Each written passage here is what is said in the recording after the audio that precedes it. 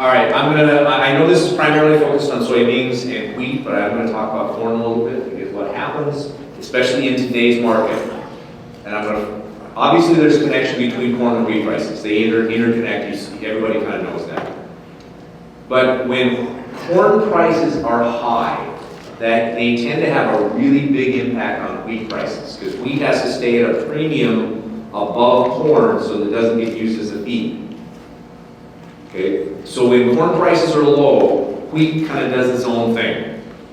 But when corn prices are high, corn kicks wheat around, just because of the size of the market and all the things going on.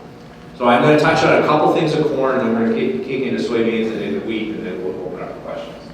So I'm going to run through this pretty quick. All right, this is USDA information. Again, I'm not going to go through all these numbers, don't worry about it. I usually try and put this up just so people have a reference point. Because anytime you listen to the radio or you read something in the newspaper, a lot of times what happens is the market analyst said, well, this is what USDA is saying, and here's why I think they're wrong. Right? And then they go on and say, well, they're wrong because. Well, if you don't have an understanding what the base is, who cares? So these are the base numbers. So the ones in blue are the most recent numbers. It's for the marketing year we're in right now, which is old crop, which means it's the crop that's in the bin. In late February now, we'll get the USDA's first forecast for the new crop, which is the crop you're planting in a couple months. So a couple reminders. Number one, this was the second largest corn crop in U.S. history. I want to say that one more time. The second largest corn crop in U.S. history. And we just about matched the old record. Now, all summer long, what has been the talk? Oh man, we're going to have a short crop, we're going to have a short crop. You know, we got this backyard syndrome. If we're having a problem, the whole country's having a problem. That isn't the case. Yes, the Western Corn Belt had problems, but the Eastern Corn Belt had a fantastic year. So states like Illinois, Indiana, Ohio, Kentucky, Nebraska, Kansas, they all had fantastic years. Right? So there's lots of corn around. We have a distribution problem. Okay, where the corn is versus where it needs to be used. So why are we having near record high corn prices, given the fact we've had a second largest corn crop in history? Because normally as farmers would say, well, the only reason we have high prices is because we don't have a crop. Well, we got the second largest corn crop in history, and yet we still have high prices. What's going on? You're like it's demand. I was going to say, it's like you're like my students. I ask you a question, you look at me, it's like, well, okay. It's very strong demand base. So it's supply and demand. You've got to look at both of those. So let's look at the demand base. And let's talk about what USDA is forecasting versus what we're kind of seeing in the market today. So every one of those lines is a different bucket of use. The blue line on top is feed and residual, called the feed pile. It's the amount of whole corn that goes into a feed ration. We're not counting BTGs, we're not counting corn silage. The red line is ethanol, the black line is exports, and then the green line is everything else. Okay? The little dots on the far right-hand side, that's the current USDA forecast for this year. All other numbers are the official numbers. So if you look at feed number, compare last year to what they're forecasting this year, about the same. Again, I don't have a big problem with that. We're seeing some small changes in cattle numbers and small changes in hog numbers, but they all kind of wash each other out. Okay, what about ethanol? What do you see in ethanol? A slow growth. We're kind of rebounding. A lot of that is post-COVID. We're starting to drive more. We're using more gasoline. If we drive more gasoline use, we have to have more ethanol. Ethanol profits have actually been returning, and we're starting to see a recovery. Now, some are starting to argue that given where we are today and the trends, we may see that number go up a little bit. If we do, it's going to be a small amount. How about the exports number, the black line? If you look at last year's number, I'm just going to try and get my laser pointer here. If you look at that number right there, that was a record. We had record corn exports last year. USDA is forecasting a slight reduction, which actually makes some sense. It's pretty hard to have 2 record years in a row, but it's possible. So we're following the exports pretty closely. I'm going to skip over a couple slides here. Here we go. These are, and I updated these as of this morning, so these are the current numbers. All the numbers on this table are 12 months totals, except for the column on the far right-hand side. The column on the far right-hand side is just from September 1 through last week. Okay, so about 6 months, not quite, of marketing year. Now, let's look at last year. How do we have a record year? Mainly because our friends in China bought a lot of U.S. corn. Our traditional customers, Mexico and Japan, they're buying on a normal pace. They're buying about the same quantities they did last year. Some of these countries like South Korea, they haven't bought a lot this year. Canada, though, is now buying a lot more corn. So there's some kind of flipping around of which countries you're shipping to. If you look at the total, you know, we're not quite at the pace we were last year, but we're still at a really good pace. The big difference, of course, being China. Now, this morning, one of the reasons the corn prices dropped just a little bit is China canceled a pretty large order of corn. Okay, so they had bought it before, which showed up on this chart, or on this table. They canceled it this morning. I'm not really sure what the reason for that. We'll have to wait and find out. My point is, I don't think we're going to get a new record next year for old crop, simply because China is not buying corn at the pace they were before. And recognize that was the surprise. We look back over the last several years, that is a record export season for U.S. corn to China. Okay? Who else exports corn? And I don't want to go through all the numbers here, but the green line on top is U.S. corn exports. The black line is Argentina, the blue line is Brazil, and the gold line is Ukraine. The reason I want to show this is look at the growth rate we've had in our competition globally. Okay, we're not the only, we're still the biggest player, we're still the biggest in the sandbox or in the playground. But we got some more competition coming. Now, usually when we talk about Brazil and Argentina, you think soybeans. Usually when we talk about Argentina, we're talking wheat. But they're growing in their ability to grow and export corn as well. So, bottom line numbers. What are we going to have for carryover? How much of this year's crop we're going to have left in the bin by the time we harvest of next year? Current forecast, 1.5 billion bushels. But in a marketing sense, I like to use a ratio instead of the absolute bushels. So if you take ending stocks divided by total use, you get the blue bars. So think of that as what percent of our total needs do we have in reserve in case there's a problem.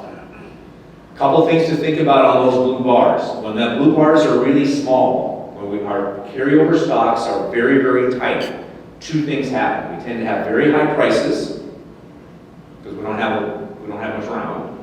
And we have a lot of market volatility. Prices really bounce around a lot. They change quickly because any new piece of information has some shock value in the marketplace, either up or down.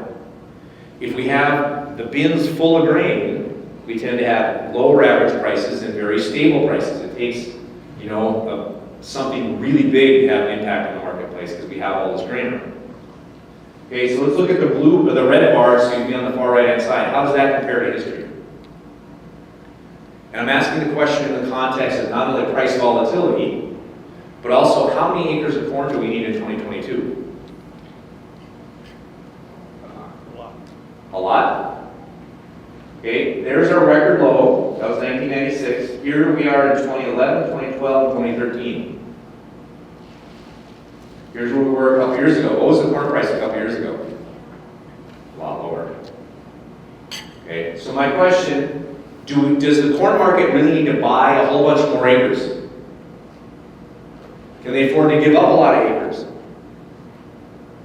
I think they need about what they had last year. That'd be my best guess right now. All right. Now I pulled these charts this morning, so this is just before the markets opened up at 8:30. This is old crop corn. Notice where we are today. We just beat yesterday. We beat the previous record we saw, record high for this contract we saw back here in May. We've had a really nice corn rally. Part of that is they're getting pulled up by soybeans, which I'll talk about in a minute, and partially is because we got demand base because Mexico came in and bought a whole bunch of corn here recently. So the question we have is how long will that last? Here's new crop corn. So that's the corn you're going to plant this spring. We set new record highs a couple days ago. At what point would you be willing to sell more corn? I'm just asking the question, guys. I'm just asking the question. And your response is going to be, yeah, but how much higher will it go? You always want 20 cents more, I get it. But we got a few things going on in the world, right? That might lift corn prices higher, but also it can definitely put some downside pressure on it. I do think, my personal opinion, I think we do have some risk premium, both in corn and soybeans right now. In today's market, I think there's a risk premium already built into it because of a lot of uncertainty going on, in particular because of what's happening in South America. So let's shift to soybeans. Soybeans, we had a record year. This was the largest soybean crop we've ever had in U.S. history. So let me refine one more time. The largest corn crop, the second largest corn crop, the largest soybean crop in the same year. This was a good year, folks, even though we had kind of a crappy year up here. I get that. But the markets are looking at the national picture, not just what's going on locally. How do we use up soybeans? This is a lot simpler. The blue line is domestic crushing into oil and meal. The red line is exports. Usually at this point I jump into exports and say, okay, let's move on. I do want to take a pause to talk a little bit about what's happening in the crushing industry. Now, I know you guys don't follow soybean oil futures very much, but if you were to look at that over the last year, they've doubled. It's part of the reason we're also seeing much higher canola prices and as well as much higher sunflower prices is because of the demand base for soybean oil. Usually when you're looking at crushing, you buy soybeans, the meal is what usually drives revenue. So if you have really good meal prices, you try and get rid of the oil. If you can break even on the oil and make money on the meal, this is a good year. What has shifted is some changes in California, the low carbon fuel standard in California, which now is providing some very strong incentives for renewable diesel. The interest in renewable diesel is a major driving force we're going to be talking about for the next several years in the soybean market.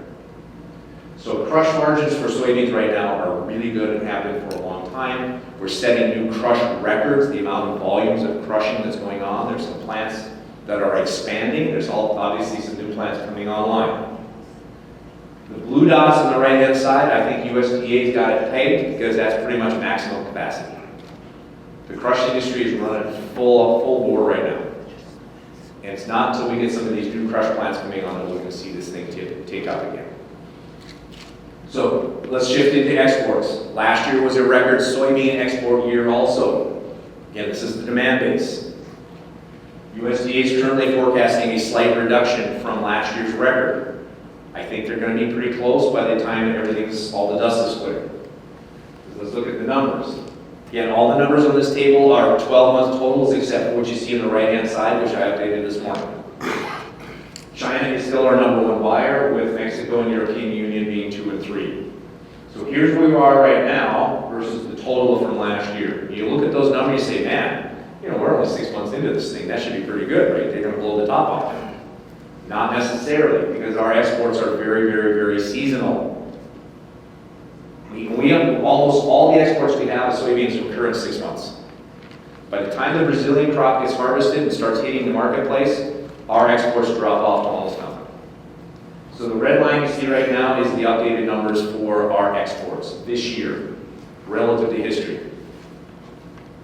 Now we have seen a little bit of a pop. We're getting a little bit more interest, mainly because there is some concerns about the weather conditions and the crop production levels coming out of Brazil and Argentina. I'm going to skip over these for the sake of time. Just to remind everybody, the darker the green, this is a map of where they produce soybeans in Brazil. Okay, so the darker the green, the more soybeans are produced. Everybody wants to talk about Mato Grosso, which is a huge, huge growing region. It's in the north. Produces 25 to 30% of all the beans out of Brazil. I do want to point out, look what's happening down here in the south. So if you look at Paraná and Rio Grande do Sul, those two added together are about 30% of the total bushels. Up here in the north, Mato Grosso, they've even had a fantastic year. They started planting early, they've been rain showers, they're going to have one hell of a crop. The problem is down here in the south. Southern Brazil has really had some issues, and then actually it's extended down into Argentina. Argentina is also having some major production problems. So when you hear about what's going on in Brazil, you're going to hear two different stories. The north has got a really great crop, the south has got a horrible crop. Kind of like the U.S. last year. Eastern Corn Belt had a fantastic crop, Western Corn Belt is having some problems. Okay, we still did okay. Now, I'm going to skip over some slides. I got some maps here that we can talk about later if you're interested. Here's where we are in Argentina. Again, their production is much smaller. Their production zone is much smaller and much more concentrated. That's also where they grow most of their corn. Is right on top of the soybean area. So corn and soybeans, kind of like Iowa. I'm going to skip over some of this. So this is a NDVI, vegetative index, and it's the percent of normal. So we're looking at what would you normally see this time of year versus what we're actually seeing. Everything in brown is below average, everything in green is above average. So you can see just reinforcing up here in Mato Grosso, they got a really good crop coming. They're just about done harvesting in Mato Grosso. They're starting to move southward. This is the area now we're got concerned about. And when you get into this pocket right here in Argentina where their corn and soybeans are growing, we have some problems. Here's the numbers I want to get to, and I'm gonna spill over just a little bit here. Last year, this is all metric ton, right? In global trade, we talk about metric ton. U.S. soybean production last year, our record crop was 120 million metric ton, 120. Last year, Brazil harvested 138. When they planted their crop, most state private estimates were between 140 and 145. We're looking at this monster crop coming out of this wall of soybeans coming out of Brazil. The current estimates now are being updated based on the drought. They're between 125 and 130.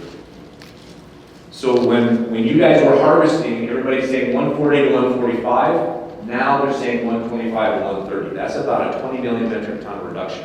That's a huge reduction in global supplies.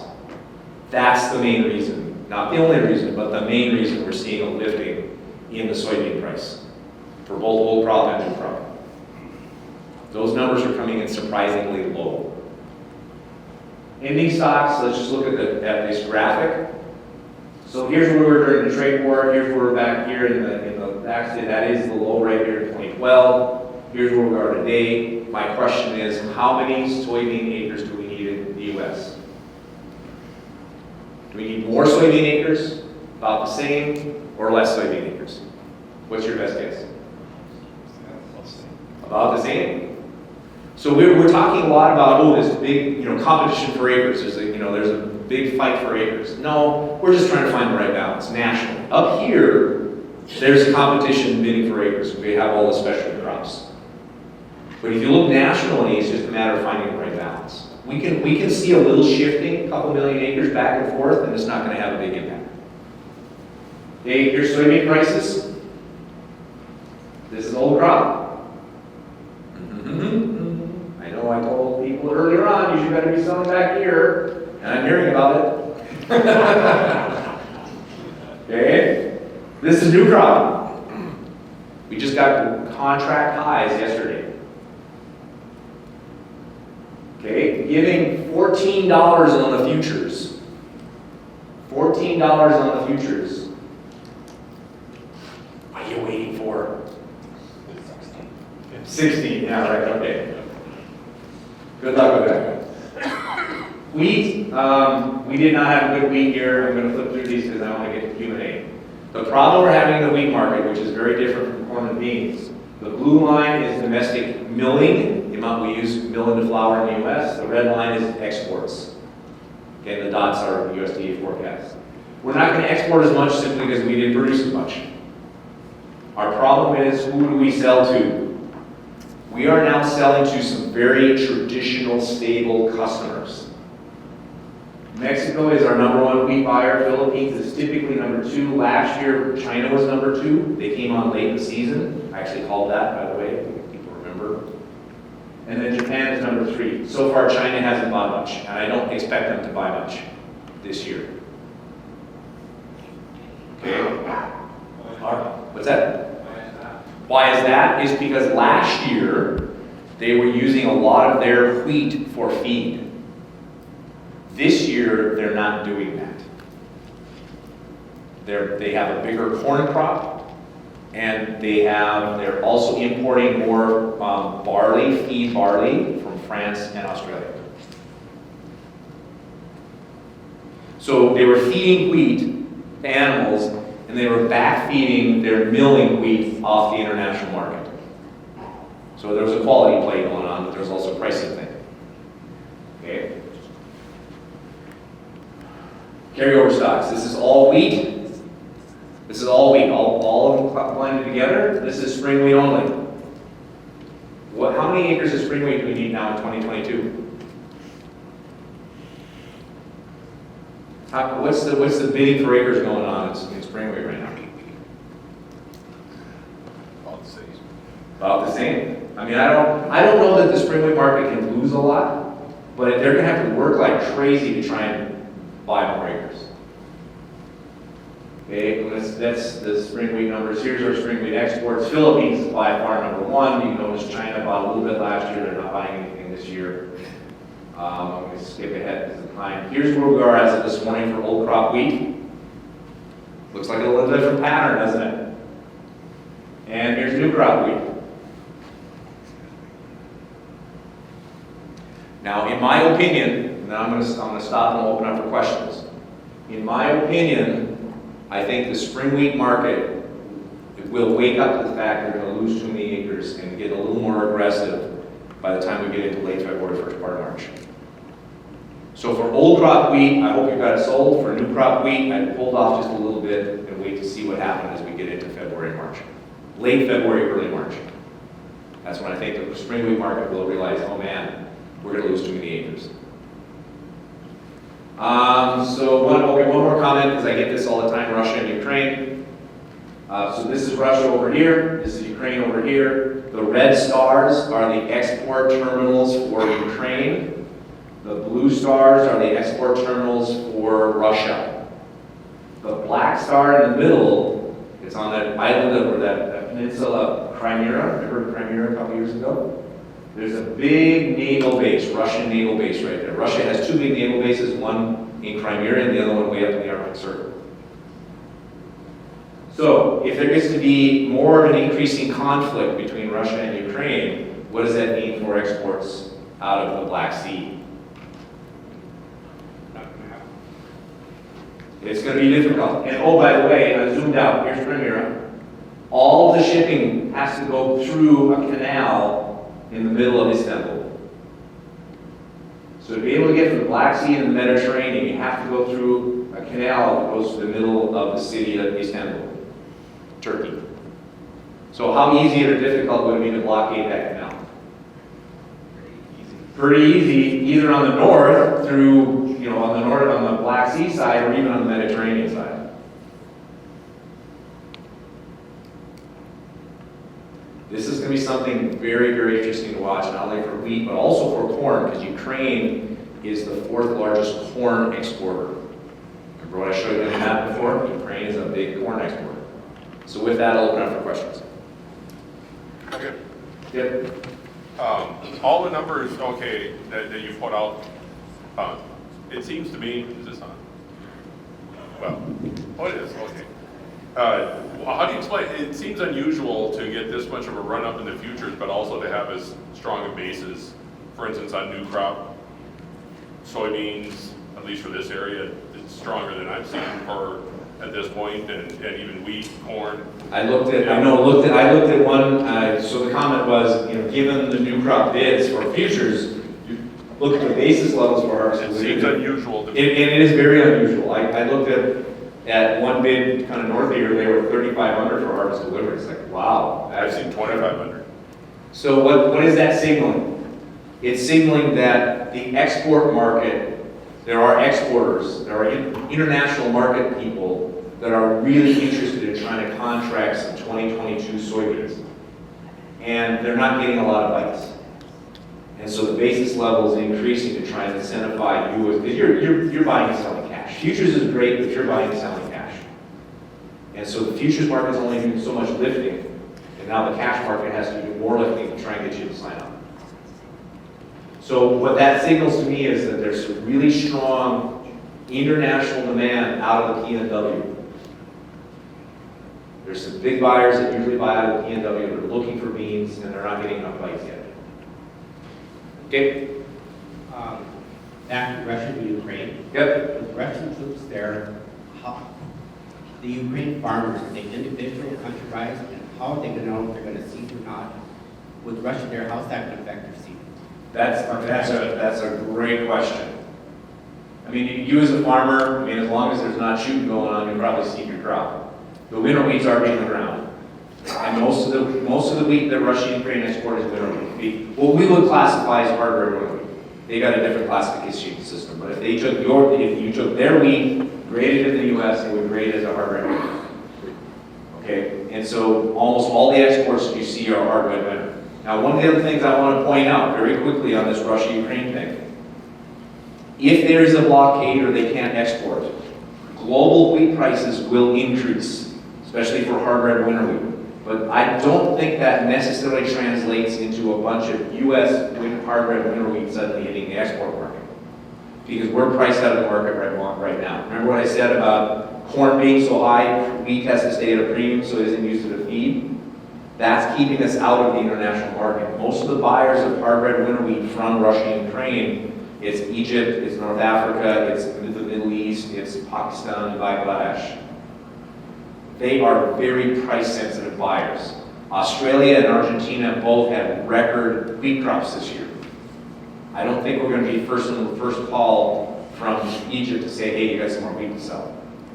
Global prices will go up. It will help us in the U.S., but I don't really expect a big rally in the wheat market, harder than the wheat market, because of the shooting war. Not yet. If it extends for a long period of time, if this drags out for several months, 6, 8 months, yeah, all of a sudden our U.S. wheat market will respond and we'll be back in play. Does that make sense? Okay. How about the spring wheat market? Spring wheat market, so right now we got an accordion problem going on. Spring wheat can only keep so much of a premium over winter wheat. So what I've been telling most of the winter is when you see corn prices go up, you'll likely see spring wheat prices go up. Because if corn goes up, winter wheat goes up, and then spring wheat can go up. But that accordion, it can only stretch so far, right? There can only be so much of a premium for spring wheat. Spring wheat supplies are relatively tight. I think USDA is close, but I would be a little, I think their cut in domestic milling was a little more than they should have. So I think it's a little tighter than what USDA is suggesting, but let's just call that numbers. Canada's actually got major problems too. I mean, their supply chain is pretty tight.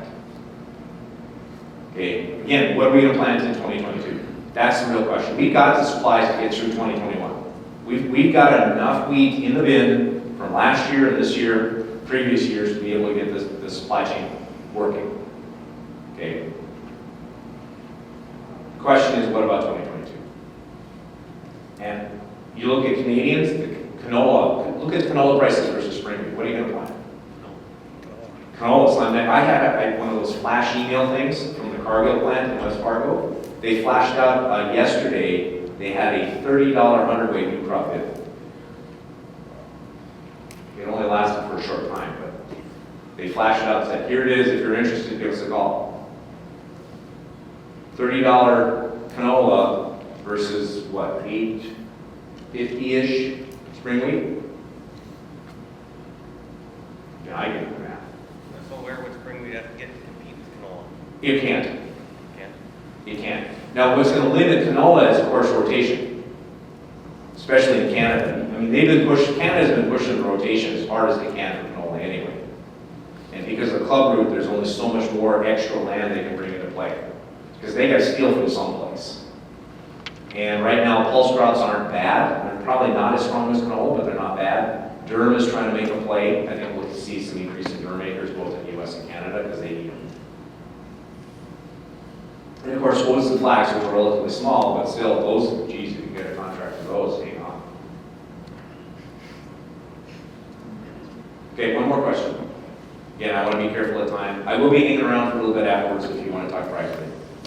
Anything? Yes? You were talking about blockading that. Mm-hmm.